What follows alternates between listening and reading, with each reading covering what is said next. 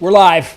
We're up. We're running. It's time. Look, it is a momentous evening, right? So when you think about what's going to happen tonight, the presidential debate, the first presidential debate is this evening, starts at 8 o'clock Central Standard Time. President Donald John Trump, and former Vice President Joe Biden will be going head-to-head tonight talking about all things America, and I'm pretty sure talking about each other in the same breath. But this is going to be a huge evening, and this is just, we're going to talk a little bit about it, have some fun, have a few conversations about what's happening in the city right now. We're going to bring on a candidate and talk to her about her run for public office. But this is really just a warm-up, right? We are all, I tell you what, there has got to be tens of millions of people queued up across this country right now, waiting to see what happens at 8 o'clock. And then about 8:15, we're really going to know, right? Like, we're going to see how both of these candidates are doing. It is a game-changing evening. We know the struggles across the country. We know the issues with both candidates, right and left, Republican and Democrat, conservative, whatever you want to call it. We know what the issues are. We see it. Now we get to watch them both side by side tonight, really talking about and being challenged, right, by Chris Wallace of Fox News moderating the debate tonight, challenged on the issues. It's going to be awesome. I told somebody we were eating a little bit earlier, and as we normally do before the broadcast, we consume large quantities of wings, and tonight was sausage wraps. Thank you, Ray Rodriguez, all right, for the sausage wraps. But I was telling somebody earlier, and put it in the comments, tell me what you think about the debate, what you're most excited about, what you're worried about, what you're hoping to see, whatever. Put it in the comments and let's talk about it. But this will be the most consequential presidential debate since really Nixon-Kennedy. I mean, we're going to go back that far. And the reason I mentioned Nixon-Kennedy is because that was the first televised presidential debate. And if you remember back then, you had the young John F. Kennedy and you had Richard Nixon, who wasn't all that old himself, but they both came on to the debate, and Nixon looked like he was, Ray's laughing over there, Nixon looked like he was half dead. I mean, he looked terrible. And John Kennedy looked vibrant. He looked in command of the issues. He looked strong. He looked energetic. And he went on to not steamroll an election, but he went on to win, obviously. And it changed the game. So that started the age of television politics. And tonight is the culmination of that, right? So we're 50 years later at this point. 60 years later at this point now. 60 years later, we come into the single most consequential debate. We're going to talk about it here in a little bit. It's just exciting if you can't tell. I think it's fantastic about what's to happen this evening. Whatever side you're on, you're hoping, number one, your candidate doesn't lose the side of the debate. They don't look like a fool. If you're Donald Trump, you want to look like you have a command of the issues and some ideas. You don't want to steamroll and destroy, because you do want to look like a uniter and an American that's bringing together the country. Sure, there's some of that we want. And if you're on the Biden side, what you're looking for is some level of normalcy, right? Like, can he string together enough thoughts for an evening, an hour and a half? Can he hold the line and hold court and debate without showing signs of, as far back as when Julian Castro called Joe Biden out for his mental acuity, we'll call it that. But when he called him out for that, today, people are questioning, is Joe Biden even ready to get in this? And how is he going to do tonight? He's going to last 15 minutes, 45 minutes, or the whole show? We don't know. It is going to be monumental. So put your thoughts in the comments about what you are wondering what's going to happen in the debate, really your guess. So put in a comment, who do you think is going to win tonight? And then who, as you watch it tonight and you're going through it, I want you to be thinking about one of these two people is going to be the leader of our country in January. It's either a re-elect for President Trump or we go to Joe Biden, and it's just insane. It is just super exciting. The greatest presidential debate we've seen, like I said, in 60 years. So more coming to it. But we always start with thanking our sponsors, of course. We do film live here at Align Mortgage of Texas. We're thankful to the Align Mortgage of Texas team, the number one VA lender in the state of Texas and soon to be the nation. They are going national tech. Check them out right there, Align Mortgage. And what I love most about Align Mortgage and being part of their family is what they stand for in their pillars of success, right? Faith, family, coworkers, and community. And by the way, they do mortgage loans. What I love about them is that that's where they focus on first. If you notice, the number one thing in that lower left-hand corner is faith and family, right? So they put their money where their mouth is by taking care of people. And when you take care of veterans, right, and you focus on veteran assistance, veterans home loans, veterans education, whatever you want to call it. The whole world here is built around at Align Mortgage around veterans. And as a veteran myself, I couldn't be any more thankful for that and our opportunity to serve other veterans, right? Whether it be just education and ideas or actually purchasing a home. Align Mortgage is leading that cause across the nation, and we wish them the best of luck, but we're very thankful for them and allowing us to film here and do the show. Chris Cano, Tony Diaz, and Cody Kataski. Almost combined their two names right there. I almost combined the two. Tony, Cody, and Chris leading the way, taking care of people. We appreciate you and the space you give us and the opportunity and time to make it happen. Then we go to our illustrious friends over at AAA Garcia Bail Bonds. You know, I forgot did I tell you this? Louis, put that guy's logo up right there. Louis got a little bit upset with me because I said his logo needed some love. So his logo needed a little bit of assistance. So we're gonna have to help him out there. But aside from the logo joke that he gave me grief about when the Packers beat the Saints the other day, Louis Garcia is a man of his word, helps us out, steps in and gives us the assistance we need to keep the show going. Family-owned business. If you get rung up by the Bexar County sheriffs or SAPD, you end up in the big house and you need a phone call Louis Garcia. Family-owned business. The bail bond operation helps take care and get people back on the street. He's an excellent gentleman, takes care of us. We appreciate him. We love you, Louis. And I'll stop making jokes about your logo next week. But for today, I'm still going to continue to pick on you. We love you, though. Thank you very much. And we talk about two of our realtor partners, Brian Pena, Torado Realty Group. Brian Pena, where's that guy? That handsome little devil's photo right there. So check out Brian's First Responders Buying Program with the Torado Realty Group out of RE/MAX Realty. Brian is a good buddy and partner. He offers, obviously, down payment assistance right there, zero closing costs, minimum credit scores. You can give him a holler, give him a shout, ask him, what are you doing? How can you help me? And it's always good, and I tell this to people, it's always good to shop, right? To shop realtors as it is if you're going to go out and ask for a bid on a deck, electrical work at the house, whatever you're doing, shop. Go out there and find out who's going to offer you the best possible product. So we love you, Brian. Thank you for always helping us out. And then Susan Bielicki with... put her there. She is eXp Realty. She has jumped in and helped us out. It's Ray's daughter. Ray tonight brought sausage wraps that were killing it. And Salo is full on in the sausage wrap right now. Salo can't talk. There'll be no commentary from him until he finishes the sausage wrap. But Susan Bielicki, she is a military spouse.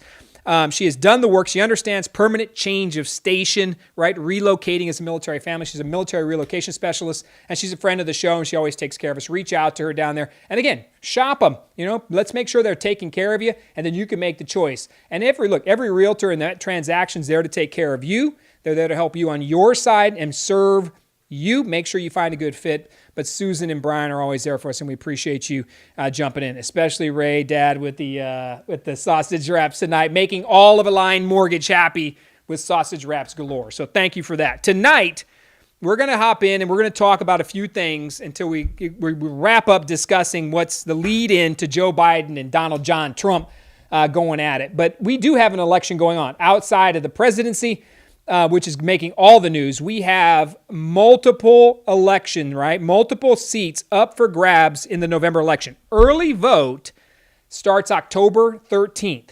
Election day is November 3rd. So we're actually going to have the governor extended early vote from the 13th through the 30th. So he made it a little bit longer. And then we turn around, and on the first Tuesday in November, we always hold our national elections. And yes, the president and all that are getting all the news, and they're going to continue to for the next 30 days. But what we're going to see after that in our little neck of the woods is a 3 to 4 page ballot in Bexar County that is huge. Not only are we president, congresspersons, we've got a senator, obviously John Cornyn's on the line as well. We got Bexar County commissioners.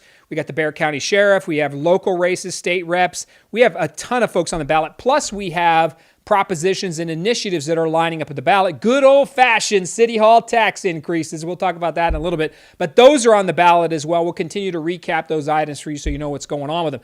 But we have many people who, frankly, we may not know much about. So one of the things we always want to do on the show is to bring people on and have a conversation just so they can introduce themselves and tell us why they're running for office. As somebody who has ran for office, and I have, it takes everything you have to put your name on a ballot. I mean, it takes courage. And I'll say that for every Democrat, Republican, Independent, you name them. I don't care who comes through. If you have the courage to put your name on a ballot and put your thought out there in full preparation that most likely you will be verbally destroyed, if not, they will come after you, the media, whoever, right? If you have that courage, you put your name on a ballot, I think that speaks volumes about you. So don't ever hesitate to be thankful that people run for office, especially in today's environment, because it is scary in politics.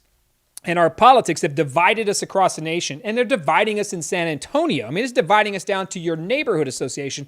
You can't walk down the street with a Make America Great hat on or a Joe Biden shirt and not expect somebody or, to someone to say something to you about your political beliefs. The filter is gone. The country's all in. People are all in. Attitudes are all in. And it is freaking America out right now. But we go through this in cycles. I mean, for those of us that are old enough, I wasn't alive, but you can go back. But Ray was. Old man Ray was alive in 68. 1968, and those late 60s was a huge period of upheaval in our country. We survived. But it wasn't pleasant, and it was very difficult. And 68 was probably the culmination, that convention, those convention years, that presidential election, just the mood of the country. It's kind of similar to what we're seeing right now when you read about it back then. I know I have to read about it. Ray lived it. I have to read about it. But when you dig in and you recognize that the country has seen that kind of upheaval and these challenges, we forget. We get caught up in our bubble that this is where the world's at right now, and this is our country. And in reality, this country survived. I mean, men stormed the beaches in Normandy in France, right, in 44. This country has survived so much over so many years that what's going on right now, while difficult and challenging, I think ultimately in 50 years, we're going to look back on this as a growth opportunity and say, hey, man, these are the things. Because who knows what those issues are going to be when we're long gone and the next crew of leaders are up, taking this country one step further. I always tell people this, no matter how crazy it is, and I say this about San Antonio specifically, no matter how crazy things are around the country or what's going on in the world, San Antonio is still the best damn city in the nation. And I believe it, like wholeheartedly believe that we got one heck of a setup in here in San Antonio. And for those that would have us believe we're a racist, systemically racist, broken city with a horrible police department who hates minorities. I mean, if you believe that story about San Antonio, I feel bad for you because it is not the story of who San Antonio really is. It's not. So if you believe that, and having spent my entire life here, if you believe that we're that kind of disgusting, I feel sad that you live in a world where you think this is a systemically broken, racist city who hates the very existence of persons in political parties. If you believe that, hey man, more power to you. I don't, because I know the truth. San Antonio is the best damn city running right now in this nation, and that's in spite of its elected officials. Having been one of them on the city council, I can tell you, at the end of the day, what makes the city great is the citizens itself, the neighborhoods, and the communities. So we should be thankful for that. But we should be thankful people put their name on a ballot, and it's a huge opportunity. And tonight, we're going to bring on a friend. She is running for the Bexar County Sheriff's. Now, people win their primary races. So you know how it goes. We have primary elections that took place in March, and that's where both political parties kind of set their tone. They pick their challengers, right? And then the challengers come into the primary system. They win the primary game. And then from that, they go on to the general election, which is where we're 30 days out from right now. But not everybody runs for office under the guise. You come on over, Dorothy. Nobody ever runs. You don't have to only run as a Republican or Democrat. You can run as an independent. There's Green parties. There's Libertarians. There's a bunch of different folks. Or you can run, and this is why I'm looking forward to talking to Dorothy tonight. You can run as a write-in candidate as well. And when I said it takes courage to put your name on the line, you have to say, look, I'm up against the machine. People run for office that have hundreds of thousands of dollars, and then people run for office that have hundreds of dollars. And it is insane the amount of work it takes to get into it. So I always like to give somebody a little bit of a voice who may not otherwise have one. And tonight we get to welcome Dorothy Herrera-Niles, who is running for the Bexar County Sheriff. Check this out right here. Oh, man, look at Saulo. Saulo, man, I already jumped that right there. 32 years of law enforcement experience, 15 years of progressive leadership, writing candidate. Dorothy Herrera-Niles, Bexar County Sheriff in 2020. Of course, there's the election dates and her information right down there at the bottom. Her .com, her website. Dorothy, welcome. Thank you for having me. No, man. Look, if anything over the last 6 or 9 months, I love talking about the Bexar County Sheriffs. It's not always positive. I'm not going to lie. We do find good humor in some of the things that are breaking down, only because you kind of have to laugh at it sometimes because you're like, how are these things even happening? Where's the leadership at the Sheriff's Department? So for you to dig in and run as a write-in candidate, right? It takes courage galore. So first off, tell us a little bit about yourself. Give us the 1 to 2 minute elevator speech. And then I'm point blank and ask you, what in the world are you thinking and what got you into this race as a write-in candidate? So it's yours. Absolutely. Well, thank you for having First of all, I recently retired from Immigration and Customs Enforcement. I spent 32 years in federal law enforcement. As we mentioned, my first 10 years were in uniform on the U.S.-Mexico border, enforcing laws and enforcing national security, ensuring it. From there, I progressed into leadership positions in the last 15 years of my career. So I had progressive leadership, which is very important, I think, when you go to run a law enforcement agency, that you've actually worked as a first line, second line, and worked your way through the ranks and learned the job along the way.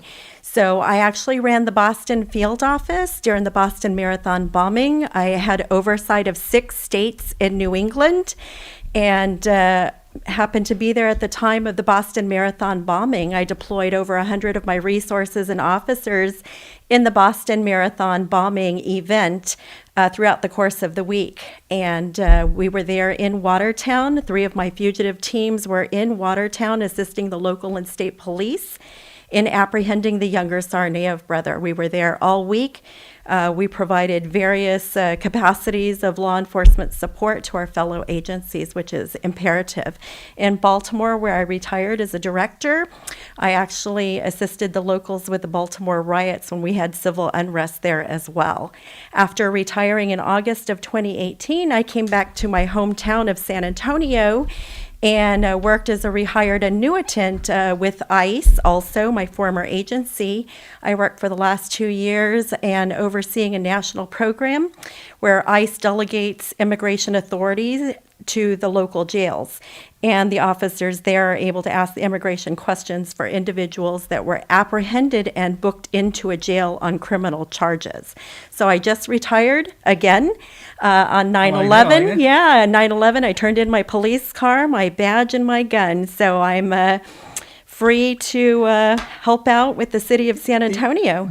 Where did you? So you were born and raised in San Antonio. Is this your original hometown? So this is my original hometown. My dad was a firefighter with the San Antonio Fire Department There you go. back in the 60s. San Antonio Fire Department. Yes, All right, sir. awesome. We love the fire department on the broadcast. We make no bones Absolutely. about being public safety supporters. Yes, he left to work in federal law enforcement with the U.S. Border Patrol, and that's how I ended up out in California, graduated from San Diego State, and ultimately started my first 10 years in uniform on the U.S.-Mexico border. All right. But I got to tell you, that's a pretty full resume. So thank you for your service. Absolutely. And serving in what is honestly some of the most trying times when you're talking about the Boston City Marathon bombing, and then you're talking about the social unrest in Baltimore, and you're dealing with all of these things, and you're part of Immigration and Customs Enforcement, which progressively over the last several years has gotten a very difficult name in political circles.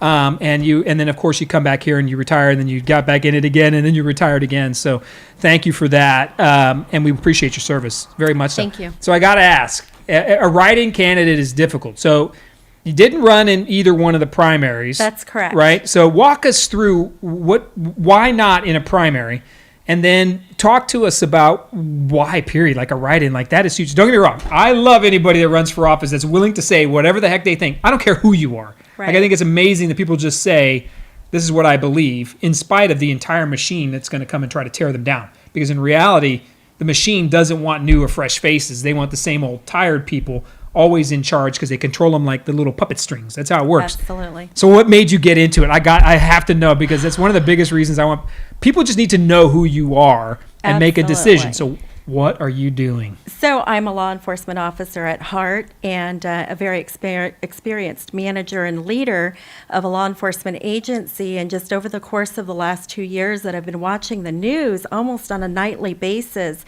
there have been just a number of issues that have transpired out of the sheriff's office. And when you peel back the layers, there just doesn't seem to be any leadership overall in the sheriff's office. It doesn't seem like the sheriff's office cares about the employees. They're working ridiculous hours, and as a result, there's no work-life balance for the employees. My heart goes out to all of the people that work at the Bexar County Jail. They're overworked, in my opinion, underpaid, And the expectations are that they perform as if they were only working an 8 or a 10-hour day. These people are working 16 hours a day. They're exhausted. And as a result, there are some silly things that are happening both on and off duty. And so we need to correct that. We need a seasoned leader that has experience in overseeing people in custody, the safe welfare of individuals that are incarcerated.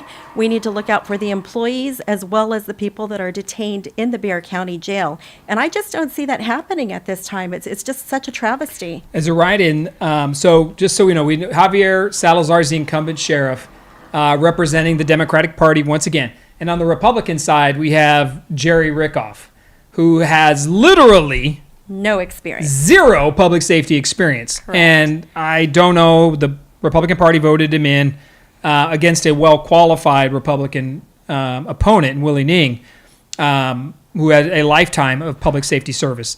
But anyways, Jerry Rickoff is the Republican nominee. So I could pretty much tell you, Javier Salazar right now, if you were not in the race, Javier Salazar going to win that thing like 70-30. Like, nobody even knows who Jerry Rickoff is, and he's never led anything. He doesn't even have a peace officer's license, never had one, never led a law enforcement organization. So it's sad. To me, it's sad that there can't be a real public safety debate. But you're trying to bring that as a writing candidate. Has anybody told you, like, man, that is a challenging scenario? Or was any naysayers telling you to calm down, don't do this? Absolutely just the opposite. I think people are disgusted with the sheriff's office in its current state. I think people are looking for change. I think the Democrats that supported Mr. Salazar previously, many of them have seen what he's done or not done with the sheriff's office. And I think there's a huge disappointment there on the Democrat side. So you either love him or hate him as a Democrat. And as far as the Republicans go, I've gotten an incredible amount of support from the Republicans. And I'm actually being empowered by them and by others on both sides to continue to fight for the job that needs to be done. Well, there's a lot of merit to saying, and people will say this often, that there are certain things elections we do in the city. For judges, that's a good example, and the sheriff is the other one, that oftentimes should not be partisan-driven races. Meaning you don't necessarily have to be a Democrat or Republican. It's very difficult when judges run because they're not exercising their political. They shouldn't be exercising their political beliefs on the bench like that. So it's a nonpartisan activity. And then you come over here in the sheriff's race as well. And people, I'll tell you, one of the biggest knocks that I have and that I've seen over the years, the last, since Javier Salazar was elected, was that he appears to be a sheriff for Democrats only. Like that, if you were, okay, we got leadership problems and we know that. People walking out of jail, it was all over the news. There's morale issues that are just major morale issues within especially in the jail, right, the detention center itself. And then you've got the patrol officer. You've got a bunch of problems and really issues with just how people feel about their workplace environment at the sheriff's office. But I only see Sheriff Salazar at Democratic events, and I think it's sad. Like, talk to us a little bit about how you feel about being a sheriff for everybody, not just for Democrats, and then you ignore Republicans. It's like if a Republican call comes in, it's almost to me like Javier Salazar screens the calls to make sure he only attends the right Democratic issues. And I think it's horrible.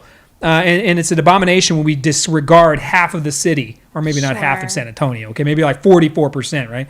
Get ignored because of their political beliefs. How do you feel about being a sheriff and political beliefs? Absolutely. And I'm open to visiting with anyone, regardless of party affiliation.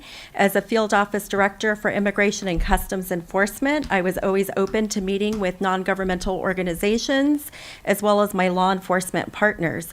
So when you call 911 for assistance, you're not calling in as a Democrat or a Republican and requesting a Democrat or a Republican officer come to your assistant. When you call 911 for help, you're calling for help, and that's not partisan. One of the things that I love about running as an independent person and not tied to either party is that hopefully I have been well received and hopefully will continue to be well received by a wide range of people that can vote based on qualifications, my extensive experience of 32 years of law enforcement and 15 years of progressive leadership. I ran my own offices for 7 years. So I know how to run a law enforcement agency and prioritize the mission for my employees. So let me get you right there. Talk to us about what it means from a leadership perspective. What do law enforcement, because look, law enforcement issues right now are the hot topic of the day, and they will be for quite some time, whether it's the Black Lives Matter movement, it's police brutality, it's redefining policing, it's defunding policing, whatever you want to call it, right? Whatever the name is of the week. Sure. There's genuine citizen anger at police. Sure. Now, we can sit there and debate the quantity of that. I'm like, if I look at San Antonio, I'm willing to bet my soul that it is not, I know it's not the majority of San Antonio feels that way. We love our police officers and law enforcement officers. So it is a smaller portion of the city that is carrying the microphone and has the real loud voice when it comes to police reform.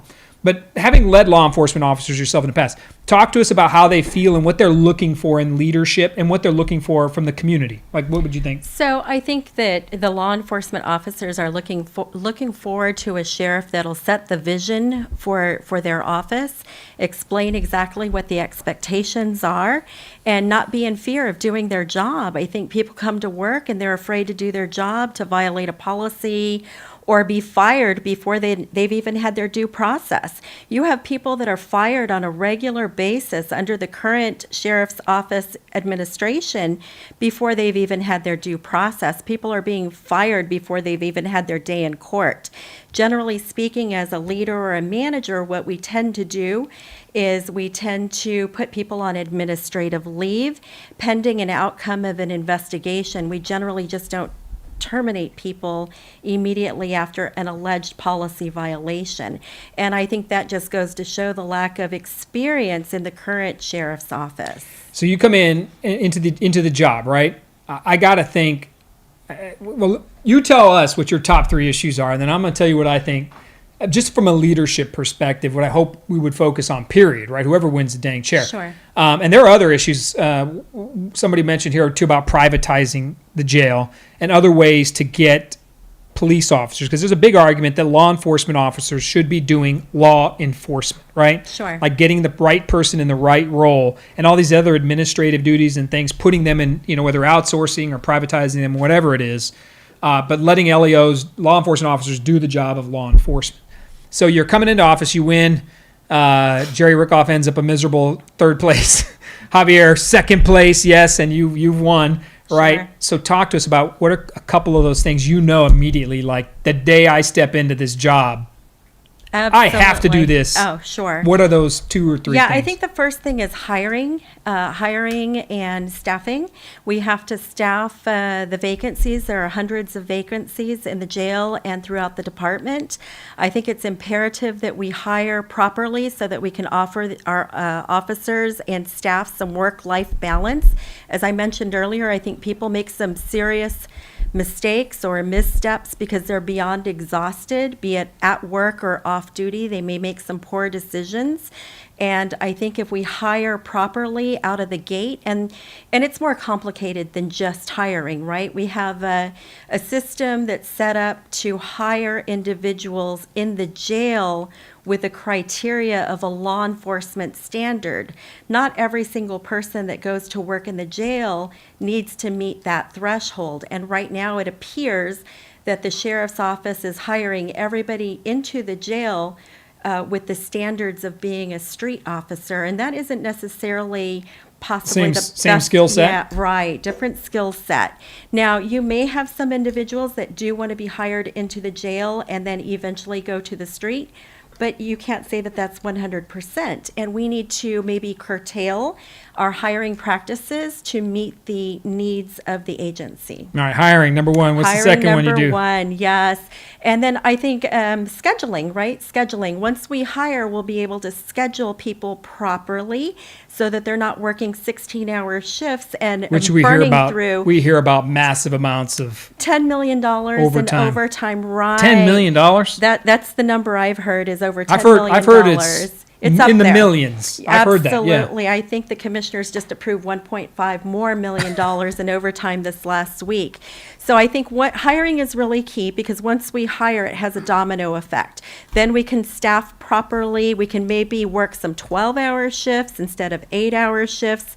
Many of the jails in Texas here work 12-hour shifts, and that gives the officers in the jail 2 or 3 days off a week. Okay. And then they have some work-life balance, they have some time with their family, they have a little downtime, and they have some quality of life. Working in a jail is very difficult. You're working in a very rigorous condition with people that have possibly been convicted for some very heinous crimes and pending transfer to the state prisons.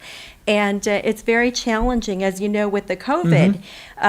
Unfortunately, it looks like Bexar County didn't take immediate steps to handle the COVID properly. Most jails in Texas set up a quarantine area where new intakes were being housed for 14 days until they demonstrated that they did not have symptoms of the COVID. After 14 days, they were placed in general population. Most jails did this immediately in March. I don't believe this happened for quite some time after that. Well, it exploded in the jail. Well, it did, and I believe there was one fatality as well of a detention officer. People were wondering how in the heck that happened. Like, you would think that that's the ultimate social distancing, right? Jail. So you would think that there would be a level of protection, or at least a much more easier way to force social distancing in a prison, right? In the jail, in the Bexar County jail. It's challenging. But there's a large level of control there that you're making these people do exactly what you want. But it did blow up, and there was a huge outbreak in the jail. And I think there was one fatality. Not to mention, and I like what you say about people, and you don't have to be happy every day you go to work, but you carry that home. And I can imagine being in the Bexar County jail, right, surrounded by some hardened criminals, right, True. repeat offenders, and people who are just not happy with life. And the environment is grim, right? Sure. And then you're having to do that. You do that job, and there's stress and danger in the Bexar County jail, and then you take that home. And we wonder why our law enforcement officers, one of the things that really pisses me off about things is our law enforcement officers get in trouble themselves. They do. Whether it's a DWI or it's, maybe they do something where they break the law themselves. And a lot of times we don't pay attention to the mitigating factors on why law enforcement officers struggle in life. And sometimes it ends up, we've seen police officers committing suicide in Bexar County and in the city, all the way down to where you could get a DWI. I'm not justifying anybody's criminal activity, but what I'm saying is you do that job, it is stressful beyond belief. And people oftentimes in stressful situations like that, where stress can kill you, we know that. Absolutely. And it gets down to where you make bad decisions, right? And whether it's alcohol or drugs to try to cope with that job. So to me, morale is in the toilet. Right. And that's all I ever hear, really. Yeah. There's Facebook profile pages out. There's all these things going on out there. But really, with people complaining having worked there because they can't say who they are. Sure. Right. You can't say your name because you're going to get terminated. Right. But I think morale and the ability to get the right people in the right jobs is huge. So I'm glad that makes a lot of sense to you, because if it doesn't, and I got to tell you, I don't know why. I'm just going to say this. I don't know why you didn't appear in a primary, because you sure know what in the hell you're talking about. And to me, that's admirable. I wish you would have got in it earlier. I'm not going to lie to you. Picked the side at least and gone for it. Yeah. But because it's tough to win as a writing candidate. But the difference maker, I think, for you is you have ideas. Like you really speak to the knowledge of what it means to be a law enforcement officer and leadership. And that is huge, right? So, here's praying that you can get that name and word out there as much as you can over the next 35, 37 days, because we need change there. And nobody's paying attention to it anymore. It's kind of getting the secondary piece on it. So hiring and then staffing and scheduling, right? Morale. Anything else that's been ticking you off that you think you want to jump on? Or Well, I'd like to stay positive, and I'd like to run on my qualifications, because I think if you put my resume next to Rickoff's resume, next to Salazar's resume, you're talking about Rickoff. I just think that it's a no-brainer. It's beyond a no-brainer. And your resume is phenomenal. I mean, people can serve, but when you serve and then you get into leadership, and then you employ the leadership practice in law enforcement, it's very tough. It's very tough. So, look, we've got a short period of time. People are getting out of voting. So how can folks get a hold of you? Because I think that's important too. Sala, put that graphic back up there, because people got to know what Dorothy's up to. Bexar County Sheriff, October 13th, writing candidate. So walk us through how somebody writes in. Absolutely. So on the top of page 2 of the ballot is the sheriff's race. There's going to be the Republican candidate, the Democrat candidate, and then write-in. What you do is click on write-in, and the keyboard will appear. Once the keyboard appears, you just simply type in my name, Dorothy Herrera-Niles. And you can find my information also on my website, dorothyherrera-niles.com. This information is posted on my website along with other helpful information. All right. Make sure we understand that, because I've not actually written in anybody, but I think I may be writing in this time. Awesome. So, no. Look, change is needed. But let's make sure we understand this. So you'll see the sheriff's names, both candidates, and then you have a write-in option. You click the write-in button, and then the keyboard will pop up, and you can type in her name, Dorothy Herrera-Niles. And it's hyphenated, correct? So yes, that's and then correct. You hit submit, then you can review your selection. It is a challenge to run as an independent, and it's a challenge to run as well as a writing candidate. But look, you have options on the ballot, and I think it's important that people know that, right? And you get out there and you make these things happen. 32 years of law enforcement experience, immigration and customs enforcement. Where'd you graduate college from? San Diego State University. Should have come back to Texas for that. But thank you for popping in and spending some time with us tonight. Closing out, we'll give you a minute here to close it out, because I think what is most important is people know why, right? And like you said, that they have options. Right. So close us out one more time with why you're in it, why it matters, and what you hope to get out of running. People oftentimes get in and they run for office for a lot of personal reasons, like they just want to be, they want the title, right? Or they want the stipends and the phones, and they want to be able to park down at City Hall and hang out down there and get the car allowance and call themselves councilman or call themselves mayor or whatever. People run for office for all types of different things. So wrap it up with us about why, because look, I admire your challenge, and I'm going to encourage everybody, and when you're watching this now or later, to get out there and give Dorothy a look. I don't care who you are. You've got to look and see everybody that's on there. Give her a shot by simply giving her a look. And I'll leave the closing argument to you about why it matters and what you worry about in law enforcement in our county. Absolutely. Right. So, yes, I was very pained at looking at the outcome of the primary. I was very hopeful that we would have had a qualified candidate, but clearly that didn't happen on either side. So running as an independent, I find that it's less divisive in this very challenging time. I definitely saw a need for someone leading the sheriff's office with the level of experience that I bring to the table. I wasn't looking for another career, but I think that I definitely have the skill set to walk in on day one and make significant changes for the employees, for the inmates, for the road deputies, and for the judges, right? Because we also facilitate the courts with the security. So actually, my experience mirrors that with ICE. We had detained population that we were responsible for as the principal immigration officer in my area of responsibility.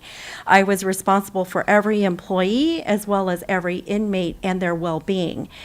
We also provided court security for our immigration judges, as well as made at-large arrests. As I mentioned in Boston, it was a very large event that transpired on U.S. soil, and I was able to react immediately and work with the partners to assist in that regard. So if you look at the elements of the agency that I led with regard to the courts, with regard to at-large arrest, with regard to the tens of thousands of people that we housed in custody in my areas of responsibility, those factors are basically the same duties and responsibilities that are mirrored in a sheriff's office. And I could walk in day one and begin working immediately in a methodical manner, not haphazard, not to put myself out there. I won't be running around playing cowboy in the middle of the street making arrests at 9 or 10 o'clock at night in unmarked cars. No, as a leader, you should run your agency, be a figurehead for all of the other agencies, and work in partnership, not running around, trying to effect arrests in unmarked cars. It's that I wouldn't be there. Yeah, we don't even need to get into the theatrics of what it means. But you said something that I want to make sure I highlight. I think people should hear, and that's what you said, making the jail better for inmates.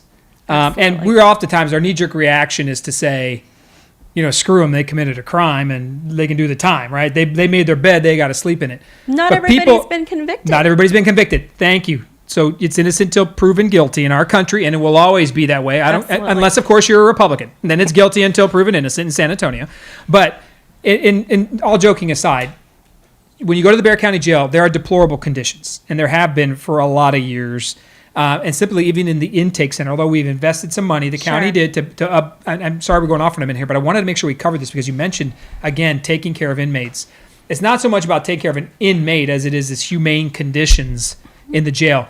And people, and whether it's women, whether you're a man that's committed a crime, whatever it is, whoever you are, right? Whatever color whoever you are, you got to be treated as an American citizen, right? With respect and I'm not saying courtesy, but you got to respect the fact that you are innocent until proven guilty. Now, we know there's repeat offenders that come in there. Sure. But we have to be very careful about those conditions. And when I talk about deplorable, there's times when it has been, there's disgusting stories coming out of the intake center. And it's not, to me, a piece that has to do with the sheriffs, the deputies, and the detention officers themselves.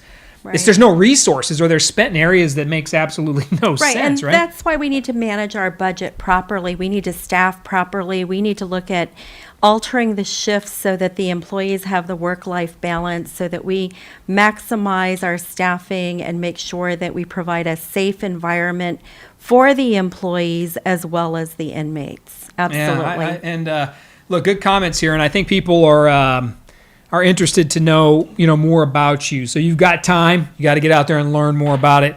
And one other thing, somebody asked a question here, but I want to make sure I double back.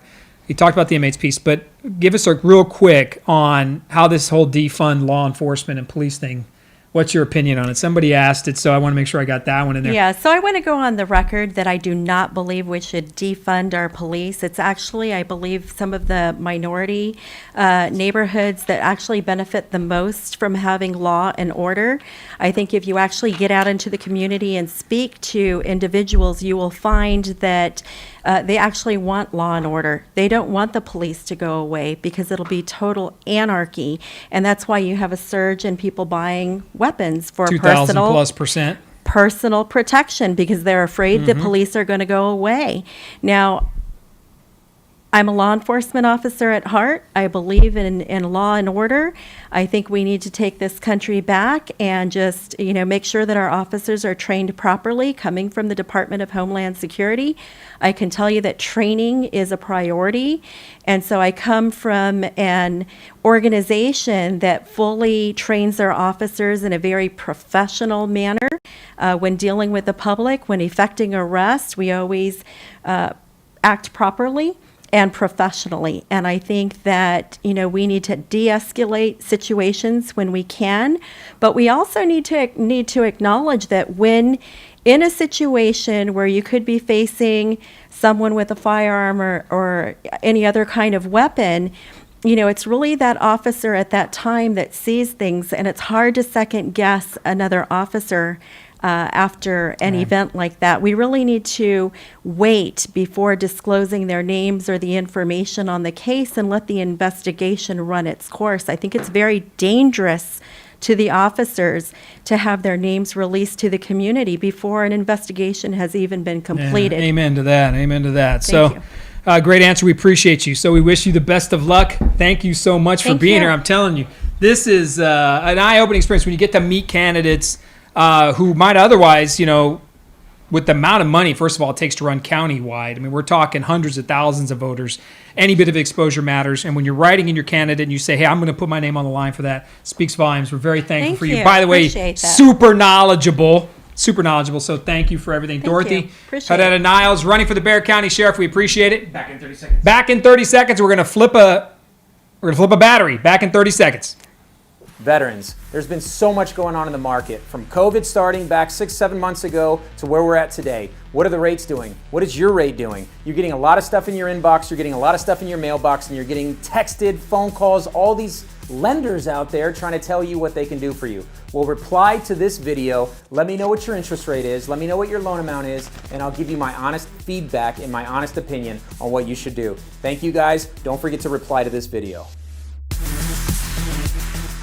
Veterans, there's been so much going on in the market, from COVID starting back 6-7 months ago to where we're at today. What are the rates doing? What is your rate doing? You're getting a lot of stuff in your inbox, you're getting a lot of stuff in your mailbox, and you're getting texted, phone calls, all these lenders out there trying to tell you what they can do for you. Well, reply to this video, let me know what your interest rate is, let me know what your loan amount is, and I'll give you my honest feedback and my honest opinion on what you should do. Thank you guys. Don't forget to reply to this video. Hey, Judy just gave you 3 times of Chris Cano. Hey, I got to tell you. So I don't, that woman knows her business. Yeah. I got to tell you, man. It's tough to run for office. It's even tougher, right, to get up and say, these are the things I think. So anybody can go put their name on a ballot. You pay a few bucks or you go get a few signatures, you can get your name on a ballot.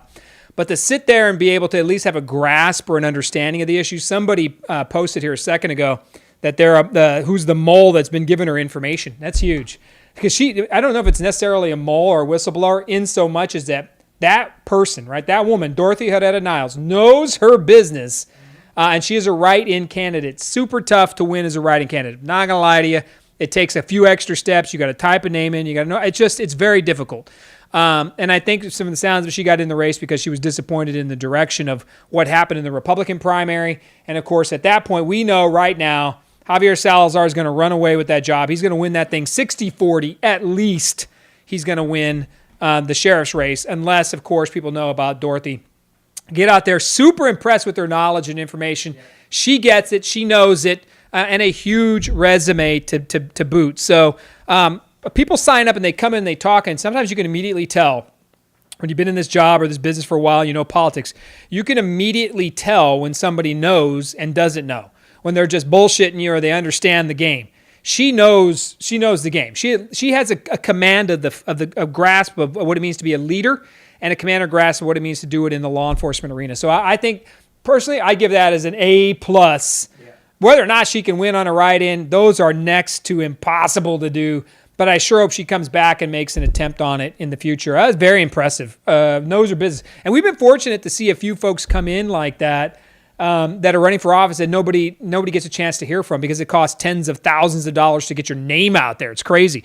And races aren't cheap, and it takes everything you've got. So thank you, Dorothy. Please give her a look. Just get out there and give it a reach. I mean, just understand, look, there's other people on the ballot and vote. I mean, it just do your research. Get out there.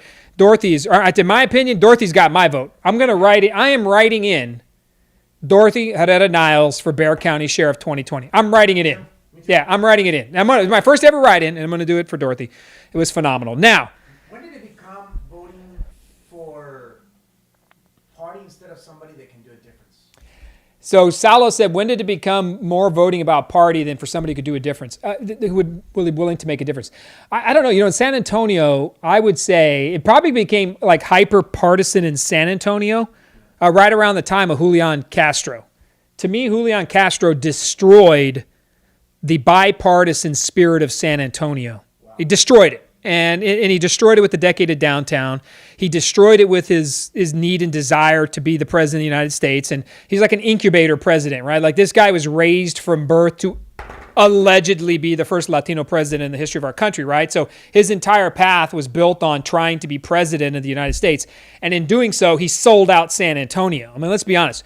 And Julian Castro speaking at the Democratic National Convention was the last straw of splitting and destroying our city and making it nothing but a partisan machine. So to me, Julian Castro is the partisan hack, right? And he's the one that turned it. That's when you could really trace it back to. Phil Hardberger, pretty nonpartisan, bipartisan leadership. You can go back. Yeah, I mean, there were some you can categorize Republican or Democrat. Yeah, Bill Thornton, Ed Garza, Nelson Wolff. You can go on back. Henry Cisneros. We know they were Democrats, but they led on both sides.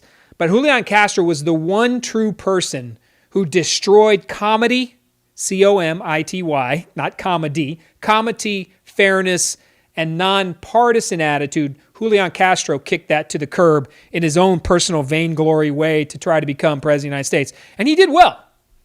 He got 1%. And tonight, speaking of presidential races, we get to watch the first debate of the 2020 presidential election tonight, held at, I believe it's at Case Western University. They're gearing up right now. I'm imagining in my head, Donald Trump is fixing that hair. Right? Everybody's working on the hair. Everybody's getting it just right for the Donald. right? Just right. And they're pumping Red Bull into Joe Biden right now. They're giving him, Adderall. They're filling him full just to make sure this guy's ready to go. They're going to wheel Joe Biden out like Hannibal Lecter on a cart. And put Chile in his eyes. And put Chile in his eyes. They're trying to calm down Donald Trump, right? They're making sure they can control that beast. This is this debate is level of combustibility is off the charts. Like, this is like dropping nitroglycerin and just wondering what in the world's going to happen. So it is a great time to learn about politics tonight. Now, more views than any Super Bowl ever, do you think? I think this has more views than any Super Bowl. I can tell you this, it will have more views than any Super Bowl going forward in the future because nobody's watching the NFL right now. Nobody gives a crap about the NFL, even though the Saints lost the other day. Sorry about that. But nobody, right? Everybody's tuning out of professional sports. So let's think about this for a second here. We've got a few interesting things popping up. So I want you to think about tonight. What are your thoughts about tonight's debate? Be stewing on these because we're going to wrap up with my predictions in a second, and we'll finish up talking about the debates. But what I wanted to hit before we go into that is don't forget there are 2 ballot items. So look, I got a little involved in the broadcast here, and I've stood out on some of these propositions that are coming out at the city. I have problems with taxation in this city right now, and I have problems with the leadership and direction of the city of San Antonio. I've said that forever, and I've come out and I've made my bones, and I've worked on the anti-streetcar campaign. I've done a lot of different things. The Propositions ABC a couple years ago. I've done the best I can to stand up for when I think I see injustice and a lack of respect for taxpayer resources at City Hall. I'm not saying I got it right all the time. There are some votes and things I wish I had back, and there are some votes I wish I would have made that I wouldn't have. I mean, you can go right down the line. As a leader or as an elected official, you don't get it right all the time. But we can get it right now. There are 2 ballot items I want to bring to your attention. We cut a video, and we're going to start advertising this because people need to know. These ballot initiatives are on the ballot in November. You'll start voting them on October 13th. What City Hall wants from you is no information. They want a lack of information. An ignorant voter is exactly what Ron Nirenberg and the Via Metropolitan District, the ATD, the Advanced Transportation District, taxes coming. So Via and Mayor Ron Nirenberg, they want an ignorant voter to go into the poll to vote. Because if you don't know, you're going to click yes, and that's what they want you to do. If you don't understand everything that's happening with these propositions, you are going to get a rude awakening when you find out all these things have happened after the fact because you didn't dig a little deep. And it's tough on a 4-page ballot with 100-something names on there to find these propositions and vote. So here are the 3. So just so you know, there's 3 of them. Pre-K for SA's Proposition A. We know that's a reallocation, right? So for 8 years, we've had a 1/8 cent of our sales tax capped at 8.25%. 1/8 cent of it has been going to pre-K for 8 years. You get to reauthorize that for another 8. That is Proposition A from the city. Proposition B from the city is what they're calling the Workforce Training and Education Initiative, or if you've seen the signs across the city that are popping up, SA Job Ready. That is a 1/8 cent sales tax that will be voted on by you and approved or disapproved, whichever. It'll be voted on, and if approved, it'll be 1/8 cents, $40 to $45 million a year, new taxes to go to Ron Nirenberg's workforce training program. They cut Aquifer and linear parks out. So right now, in today's taxation environment, pre-K for SA gets 1/8, and linear parks and aquifer protection get 1/8. Well, they've now eliminated aquifer protection, kicked it off to another taxable tool, and they've got bond debt and other things paying. It's so stupid. They're paying $100 million over 10 years to keep aquifer going. So they kicked it off the sales tax, and they've cut the amount of money that goes to it, and they've put it in another bucket. They miraculously found another $100 million, but they've moved that over there. So they cut aquifer and those linear creeks. The linear greenways and parks and creekways. If you've seen those before, you've ridden on the Howard Peak Creekway Trail system, all that's an amazing network of opportunity, playgrounds, creekways, bicycle trails. It's a tremendous asset to the city, and we have cut those out. The mayor cut out water and the creekways, and he's removed them off somewhere else so that he could pass this workforce education. So that program will go for 4 years, right? That taxation for 4 years. Following that in 2026, VIA gets the 1/8 sales tax to keep San Antonio moving. VIA then takes the sales tax in perpetuity. So they will keep the 1/8 sales tax forever, never to be revoked. Right? So That is what's happening right now. And here's a video in short, real short and sweet, that we're going to start pushing out that advertises exactly what's going on. Can you run that one? Do you trust the mayor and VIA with new taxes? The mayor and VIA want $45 million per year in new taxes. Forever. Your property taxes and utility rates are skyrocketing. You need a tax cut. Vote no on City Prop B and the VIA tax increase. You will get a tax cut if you vote no. Paid for by Greg Brockhouse. There you go, right? So that's the question. Do you trust the mayor and VIA with $45 million a year in new taxes? That's where it's at. That, at the end of the day, that's the bottom line. And they're taking the taxation. They want you to approve it. Proposition B and Proposition A is for the Advanced Transportation District and VIA. It's very confusing. The city has Props A and B, and then the Advanced Transportation District, or VIA, has a Prop A itself. They thrive on confusion at the ballot box and a lack of information, because if they know that and you see that and you say, oh, there's no new taxes with this, it is a bald-faced lie. These are new taxes. Look, if you've noticed something about the city, they always bring out the same old tired leaders to push the same old tired taxation and ideas. And at the top of that list, and all due respect to what he's done for the city 40 years ago, but Henry Cisneros is out there telling everybody how to tax and spend, and we need your money, and there's no new taxes. So Henry Cisneros, Julian Castro, these same tired old people, Ron Nirenbergs, all of these folks are coming out right now saying, pass this tax, pay it, and shut up, because it's no new taxes in here. No. These are existing taxes. You're already paying them. So if you're already paying them, who cares where we spend it? Keep paying it, man. It's not going to hurt you anymore.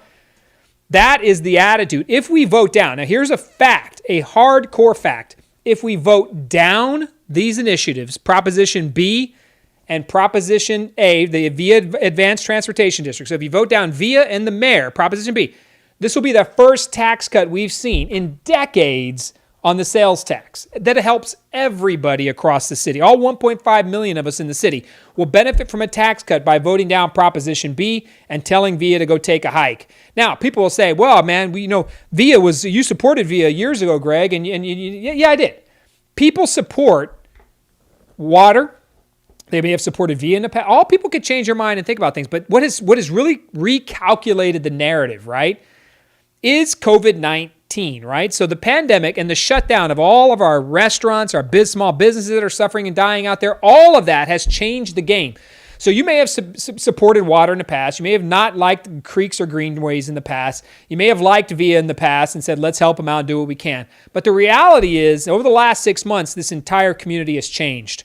And the leadership moment calls not for rushing through taxable items like this, right? In a period where we've lost tens of thousands of jobs, a pandemic has riddled our business community with closures and God knows what else, unemployment's through the roof. The last thing we should be doing is taxing more when we can tax less, right? Now, a tax reduction is always a huge opportunity, because in my book, you have to start somewhere.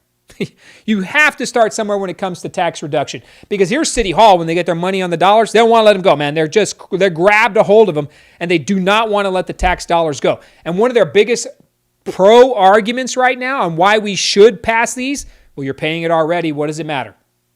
You're already paying it. Who cares? Keep paying it.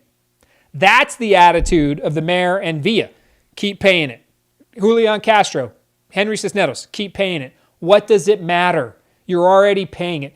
I raise my hand on that and I say no. And I don't know if I can win an election. It's just me against the machine.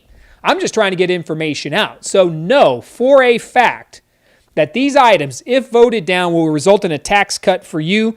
These are new taxes. Don't buy their crap that they're not new taxes. Because here's the truth. We've never voted on this VIA increase before, and there's never been a workforce education program. There's never have been. These are new programs. And the workforce education program, be prepared, because we're going to be spending money on car repairs for people, daycare expenses, wraparound services like helping them pay their rent. This money's not just going towards workforce training. It's not going to building small business jobs in our community or in our city. No, it's not. It's going to these wraparound services that allow people to go to school, sometime a year plus from now, by the way. This isn't an immediate impact. To me, the best place we can spend our dollar is pushing small business support so that they can rehire and bring businesses and people back on now. Opening up this entire city, cutting taxation, making sure business owners have the resources to hire again, right? And maybe that is some workforce training. Obviously it is, but it's a reduction in tax opportunities that these businesses can reinvest in the hiring of people. That's what we want. Not a training program that doesn't take place till the fall of 21. They call it SA Job Ready. That the people aren't even going to be ready in a year. And by the way, 30% won't even finish the program. This is a $150 million taxation program, the workforce program. 30% of it will not even complete. That's $45 million of wasted resources over 4 years. Because people will not finish the program. There's no guarantee that these people will finish the program. There's no clawback mechanism that if they don't finish, we put a tax lien on them and get our taxpayer dollars back. That doesn't exist. If they don't finish, they don't finish. And historically, it has been proven that 25 to 30% of these programs, the participants do not complete the program. So we cannot invest our dollars into that. We can invest our dollars into opportunities that are going to bring back small business right now. That's why you got to pay attention. You got to dig in and understand what's happening.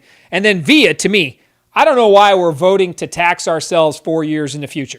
That makes absolutely no sense. If VIA had the courage, they should have just gone on the ballot right now and asked for the 1/8 cent sales tax, but they didn't. They decided to kick themselves down the curb for 4 years. We don't even know what's happening in San Antonio next month, let alone in 4 years. That's the world we live in right now.